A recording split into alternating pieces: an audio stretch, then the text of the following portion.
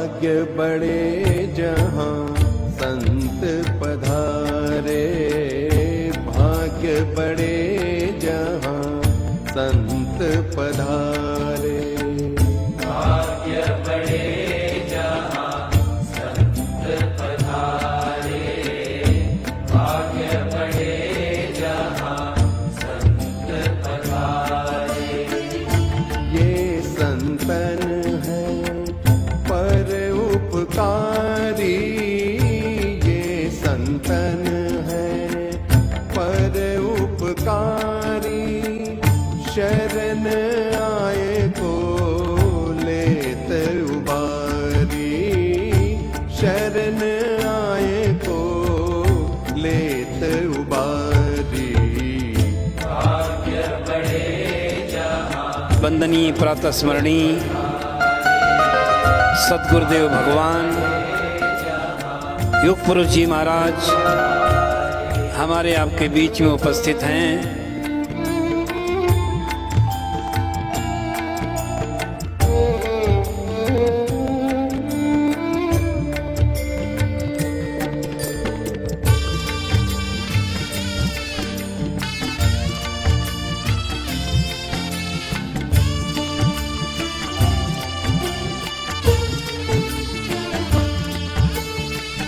आवत संत को आदर दीजे, आवत संत को आदर दीजे।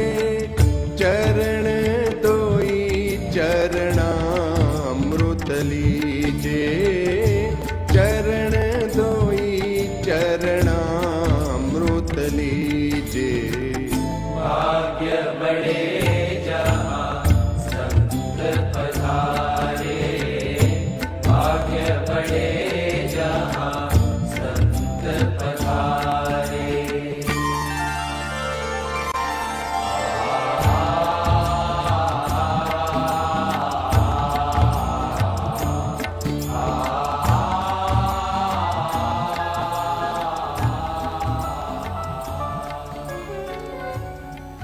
सर्वे भवन्तु सुखिनः, सर्वे सन्तु निरामयाः, सर्वे भद्राणि पश्यन्तु मा कश्चित् दुःखभाग् भवेत्।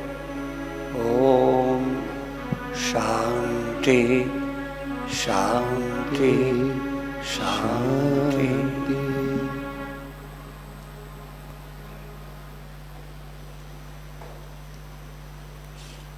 सभी सत्संगी साधक वृंद, माताएं, बहनें और भाई,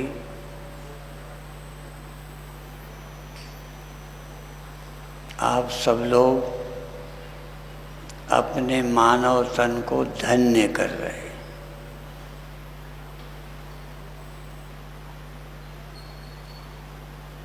मानव शरीर पाकर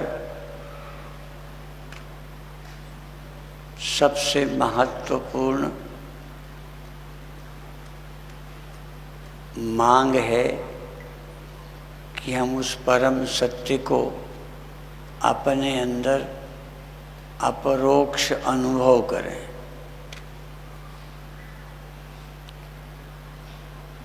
हमारा मन दो ही काम करता है, या तो दृश्य की तरफ जुड़ जाता है या मन के अंदर छिपा सत्य मन मुड़ करके आत्मा में ब्रह्म में स्थित होता है।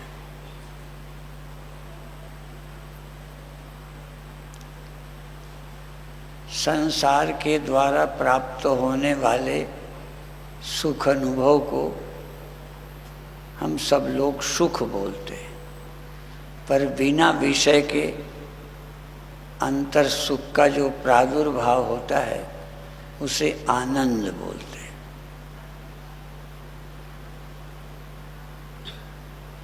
सुख संयोग से मिलता है आनंद जब विषय संयोग से हम रहित होते हैं तब मिलता है। पर जिनकी साधना और पूर्ण हो जाती है उनके लिए विषयानंद रहता ही नहीं। अंदर हैं तो परमानंद है, ब्रह्मानंद है, और संसार में भी मन जाता है तो भी वो ब्रह्मानंद ही है। क्यों? उनकी दृष्टि में ब्रह्मई वेदम सर्वम, आत्मई वेदम सर्वम, पुरुषई वेदम सर्वम। यह जो दिखाई पड़ता है ये भी ब्रह्म ही है। जिनकी दृष्टि में ये सब ब्रह्म लगने लगता है उनका मन कहीं जाए सदा समाधि है। इसलिए देहाभिमाने गलिते विज्ञाते परमात्मनि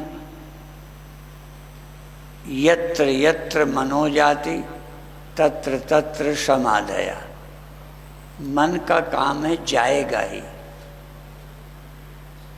जागेगा, स्वप्न होगा, नींद होगी, मन तो कहीं न कहीं जाता है।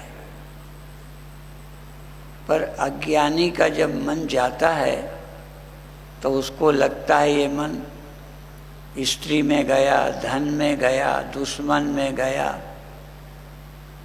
वह विषयों को जो कुछ समझता है, जो समझता है वहीं मन गया। हमारा मन समझ में ही जाता है। जैसे हम कोई अक्षर लिख दें, मान लो हम लिख देते हैं कमल। अब हमारी आँखें उस अक्षरों के रंग में जाएंगी,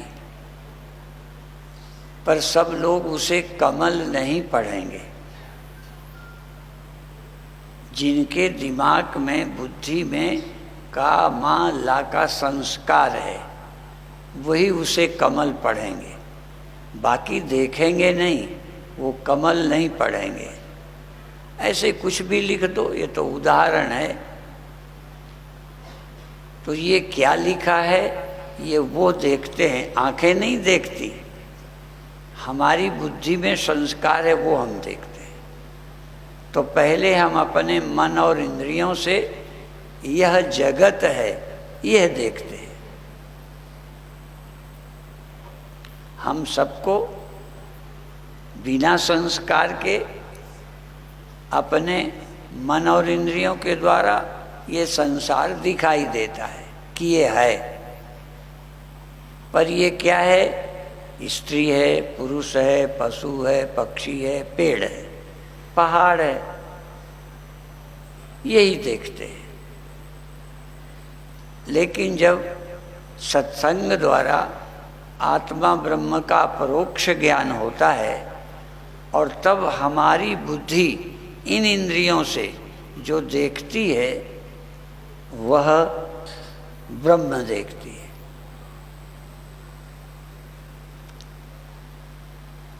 रूप ऐसा ही है, रूप नहीं बदला।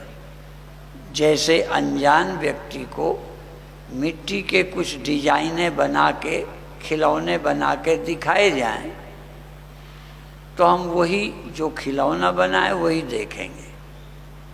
लेकिन एक दृष्टि और है कि वो किससे बने हैं, उन खिलौनों में क्या है, हम उसे भी देख सकते हैं कि ये तो मिट्टी है। उपनिषदों में ये मंत्र आते हैं, यथा एकेन अमृतपिंडेन सर्वम मृण्मयम विज्ञातम स्यात् वाचारम्भणम विकारो मृत्तिके तेव सत्यम। मिट्टी से बनी हुई कई चीज़ें जबान से बोलने में अलग अलग नाम हैं, अलग अलग उनका उपयोग है, उपयोग भी अलग अलग है, लेकिन सत्य उसमें एक मिट्टी है। ऐसे यह संसार परमात्मा से हुआ। यतो वा इमानि भूतानि जायन्ते येन जातानि जीवन्ति यत् प्रयन्त्य विषम विशन्ति तद ब्रह्म तज विजिज्ञासस्व। ये सारी सृष्टि एक ब्रह्म से हुई है, उसी में स्थित है, उसी में ये लीन हो जाती है। उसका नाम ब्रह्म है, उसको जानो। जिससे सारी सृष्टि हुई है उसे जानो, वो ब्रह्म है। और उस ब्रह्म का जब अच्छी तरह अनुभव होता है तो आत्मा और ब्रह्म दो नहीं रहते। अयम आत्मा ब्रह्म अहम ब्रह्मास्मि। गुरु उपदेश करते हैं तत् त्वम असि। जिससे सृष्टि हुई है वो चैतन्य ब्रह्म तू है। तू का मतलब देह नहीं, तू का मतलब मन नहीं, तू का मतलब एक कोई अहंकार नहीं, वह तू है और यही जानना है।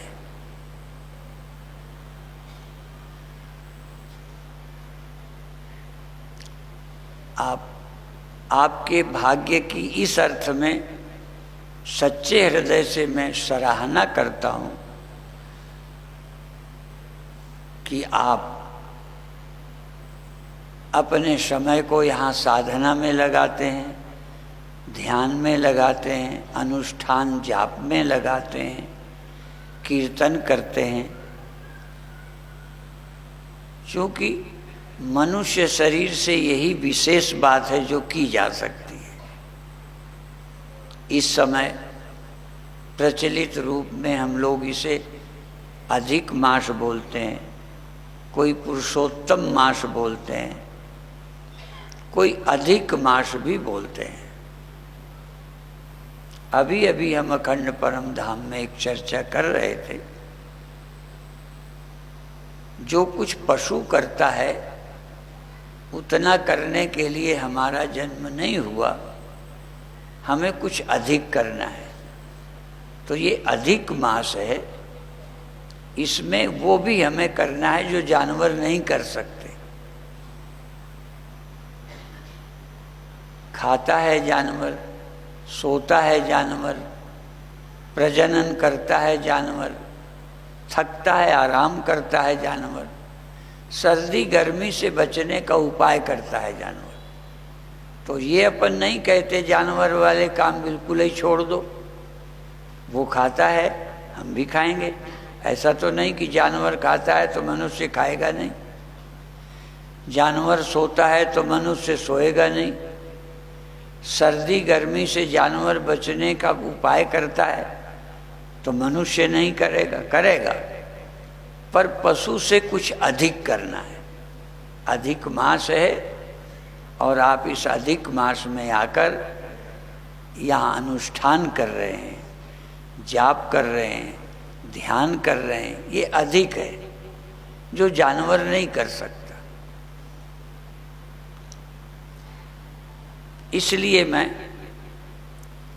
आपकी सराहना करता हूँ। बहुत लोग इस समय आकर यहाँ साधना कर रहे हैं, बहुत साधक यहाँ स्थायी भी रहते होंगे और यहाँ साधन करते हैं, और भाग्यशाली हैं।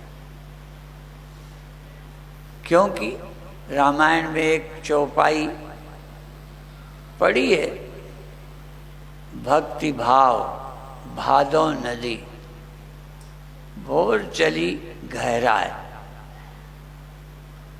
भक्ति भाव और भादों की नदी, भक्ति भावना और भादों की नदी, ये बरसात में उफान में आ जाती है। पर सरिता वही सराहिए जो जेठ मास ठहराए। नदी तो वो अच्छी है जो जेठ के महीने में भी बहती रहे। बरसात में तो सभी नदियां उफान पे आती हैं, तो कभी कभी भक्ति का उफान आम लोगों को भी आ जाता है। कोई उपदेश करता है, भाव जगा देता है, लोग नाच लेते हैं, गा लेते हैं, कूद लेते हैं, भावनाओं में डूब जाते हैं। पर धन्य हैं वो लोग जो आज जेठ के मास में, हाँ, जब बाढ़ आने का समय नहीं है, जब उफान आने का समय नहीं है, कभी कभी गुरु के पास भी लोगों का मन फूल जाता है, उफान में आ जाता है, आनंद का अतिरेक हो जाता है। आप बहुत बधाई के पात्र हो कि ऐसे में भी आप परमात्मा के सुमिरन में डूबते हो, जप अनुष्ठान करते हो, और आप करते हो तो आपके मित्र दोस्त भी उसी रास्ते पे चल पड़ते हैं। एक बीड़ी सिगरेट पीता है तो दूसरे पीने लगते हैं, एक नशा करता है तो दूसरे करने लगते हैं। लेकिन बधाई के पात्र वो हैं जो समाज में अगुआ बनते हैं, खुद आगे चलते हैं, औरों को भी चलने की प्रेरणा देते हैं, खुद दान देते हैं, औरों को भी दान की प्रेरणा देते हैं, खुद ध्यान समाधि लगाते हैं, औरों को प्रेरणा देते हैं। एक बार मेरे गुरु भाई, उनका जीवन स्वामी नाम था, ऋषियन का एक जंगल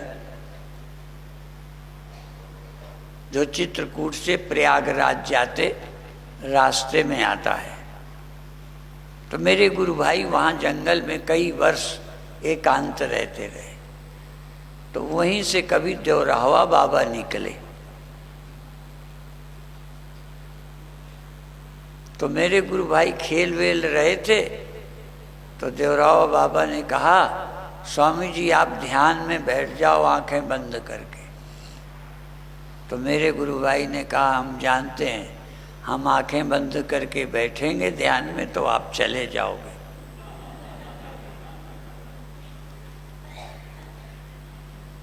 तो देवरावा बाबा ने उत्तर दिया कि आप आंखें खुली रखोगे तब भी मैं जाऊंगा, आपकी आंखें बंद हो तब जाऊं, खुली हो तो न जाऊं, ऐसा तो नहीं है, मैं तो चला जाऊंगा। पर इसलिए मैं आपको चाहता हूं कि आंखें बंद करके ध्यान में बैठ जाओ। जब आपको मैं यहाँ ध्यान में बैठे डूबे हुए ध्यान में देखूंगा और चला जाऊंगा, तो जब मुझे ऋषियन के जंगल की याद आएगी तो आपको ध्यान में बैठे भी मेरे ख्याल में आएगा। अभिप्राय ये था कि हम अपने आश्रमों में, मंदिरों में भगवान के फोटो, गुरुओं के फोटो, अच्छे फोटो लगाते हैं। क्यों लगाते हैं? कि हमें ध्यान आएगा तो ध्यान में बैठे। हम कभी कभी किसी को मंत्र देते हैं तो कुछ लोगों को कहते हैं कि भगवान का ध्यान में बैठे हुए फोटो अपने पूजा के घर में रखो। वो केवल इसलिए कहते हैं कि जब भगवान आंखें बंद किए ध्यान में बैठे होंगे तो आपको भी प्रेरणा मिलेगी। चित्रों से हमें प्रेरणा मिलती है, इसीलिए घरों में अच्छे चित्र टांगना, ध्यान करते हुए, योगासन प्राणायाम करते हुए, कि देख के भी हमें प्रेरणा मिले।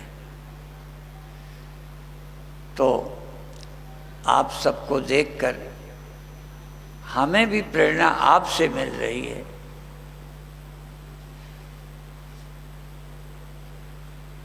आपकी श्रद्धा सचमुच बधाई के पात्र है, धन्यवाद के पात्र है। ये मैं हृदय से कहता हूँ।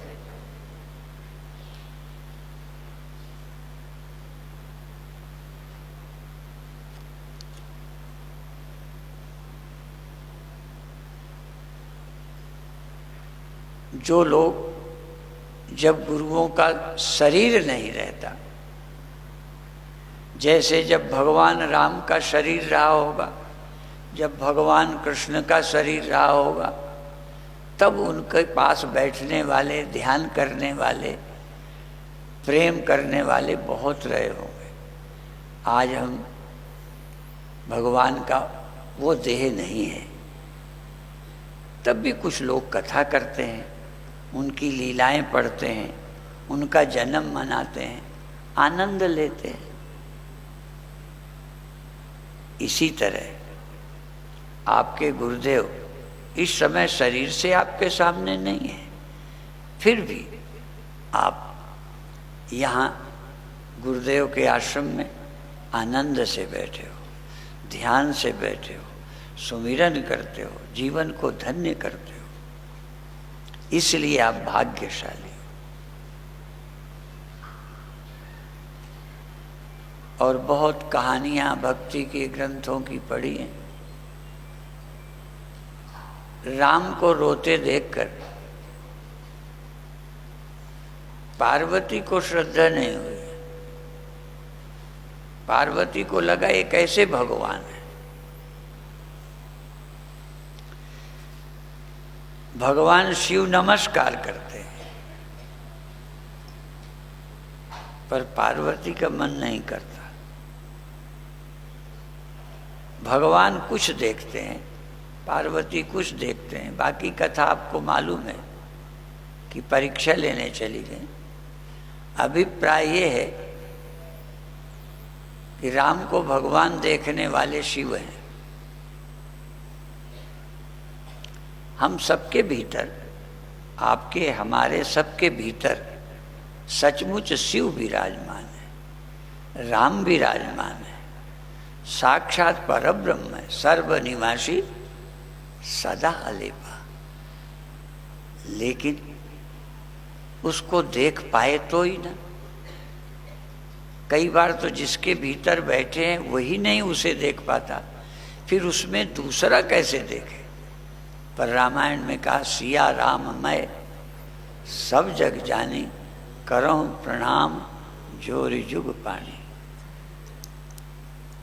एक्सरे जो होता है सब जानते हो, विचित्र मशीन है वो। अब तो बहुत खोजें होती जा रही। विचित्र मशीन है। कपड़ा पहने हो वो लगा दिया जाए, या कपड़ा हटा भी लें, छाती पे लगा दिया जाए। चमड़ी है, मांस है, वो नहीं फोटो में आता। अंदर की हड्डियां वो फोटो में आ जाती हैं, एक्सरे में। ऊपर नहीं देखता, वो भीतर देखता है। हमें सबको भी एक्सरे की नज़र चाहिए कि हम ऊपर का देह न दिखें, भीतर बैठे परमात्मा को देखें।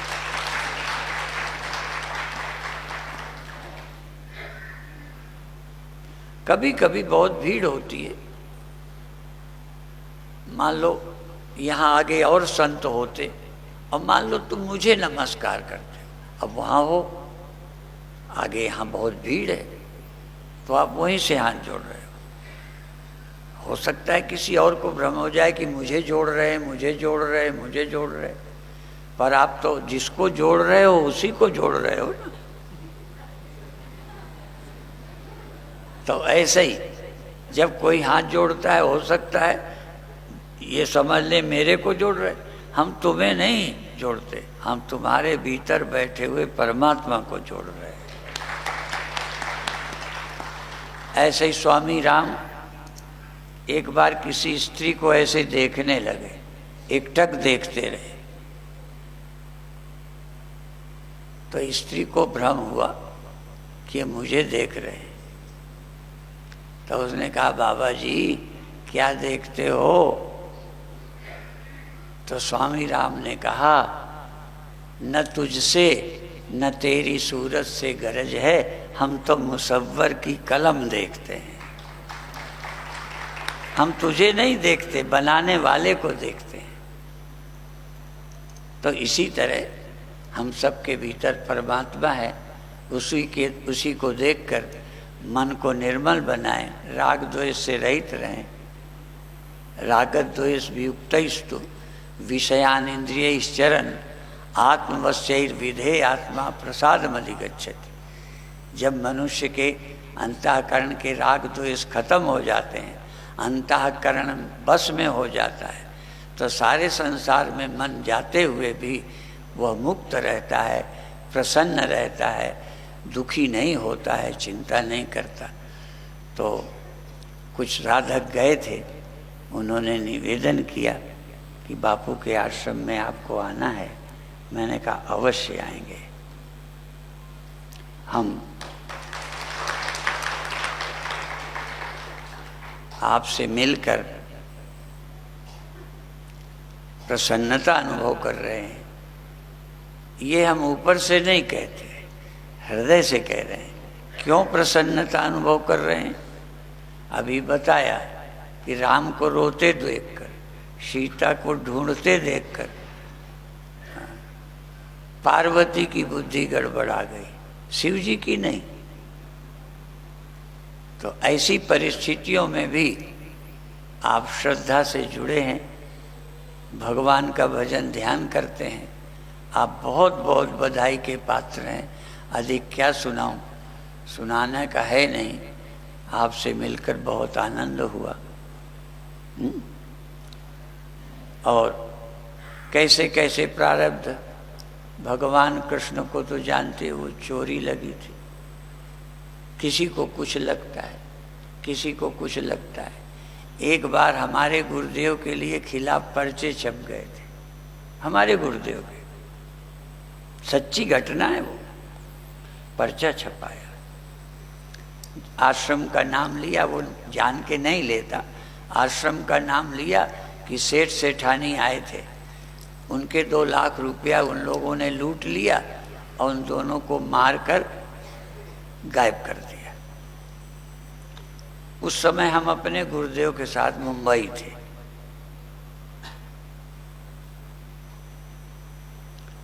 हमें पता ही नहीं। जब हम लोग बुंदेलखंड आए मुंबई से तो पता चला यहाँ तो एक पर्चा छपा है कि ऐसा ऐसा हुआ, सेठ सेठानी गायब हो गए, उनके रुपए लूट लिए। और इस बात को गुरुदेव बर्दाश्त नहीं किया तो वो जहर खा के स्वर्गवासी हो गए। अब वो स्वर्गवासी छाप दिया तो बात बन गई। यदि ये न छापते तो वो पर्चा लोग मान लेते कि जरूर लूट लिया होगा, जरूर मरवा दिया होगा, गायब कर दिया होगा, कौन सबूत देता। पर सच्ची बात ये थी कि उनका स्वर्गवासी हो गए। तो गुरुदेव जब आए, हम गुरुदेव की सेवा में थे, तो इतनी भीड़ पहले कभी नहीं हुई थी जितना उस दिन हुई।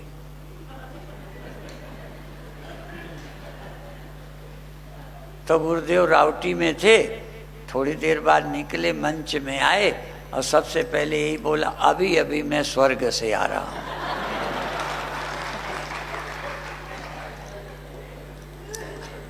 ठीक है, तो ऐसा ही है। हाँ, किसको क्या हो जाए, किसको क्या आरोप लग जाए, किसका क्या हो जाए, तो भगवान तक को तो लोग छोड़ते नहीं, तो हमें तुम्हें कौन छोड़ने वाला है। इसलिए आप अपनी निष्ठा को मजबूत रखो, भगवान से जुड़े रहो, वही सार है। संसार तो ऐसा ही है। ओम शांति शांति शांति।